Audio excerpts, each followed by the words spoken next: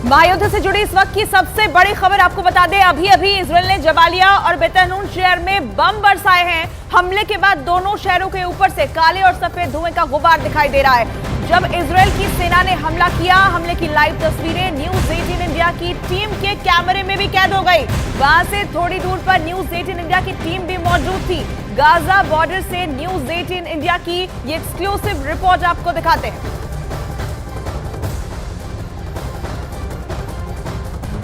Gaza के अंदर लगातार आईडीएफ फोर्सेस की तरफ से हमले जारी हैं। इस वक्त आपको हम गाजा के उत्तरी सीमा के शहरों को दिखा रहे हैं। वो जहां से काला धुआं दिख रहा है आपको, जबालिया शहर दिख रहा है। जबालिया कैंप के बारे में भी आपने सुना होगा, जबालिया कैंप भी बगल में है। लेकिन ये जो काला धुआं आपको दिख रहा है, उत्तरी शहरों पर लगातार हमले किए जा रहे हैं। एक तरफ गाजा सिटी को भी घेर रखा है आईडीएफ ने, लेकिन बाकी जो उत्तरी शहर है, जबालिया की बात करें, बेट हनून की बात करें या फिर बेट लहिया की बात करें, वहां ये हमले लगातार किए जा रहे हैं।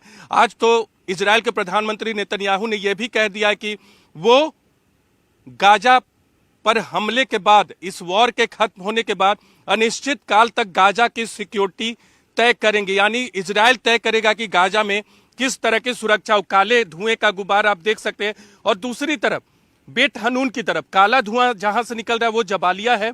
और ये जो सफेद धुआं, काले धुएं के नीचे, अगर हमारे कैमरा पर्सन करम सिंह वहां तक लेंस को फोकस करके आपको दिखा सके, वो बेट हनून है। दरअसल 3 शहरों में, उत्तर के 3 शहरों में ज्यादा हमले हो रहे हैं। जबालिया, बेट हनून, बेट लहिया और गाजा सिटी सेंटर, जो थोड़ा दक्षिण में है लेकिन उत्तरी गाजा में ही पड़ता है। तो लगातार इस तरह से हमले किए जा रहे हैं। 1 महीने पूरा हो गया है इस पूरे हमले का, और इजरायल ने मौन रखा लेकिन हमले नहीं रोके गए हैं।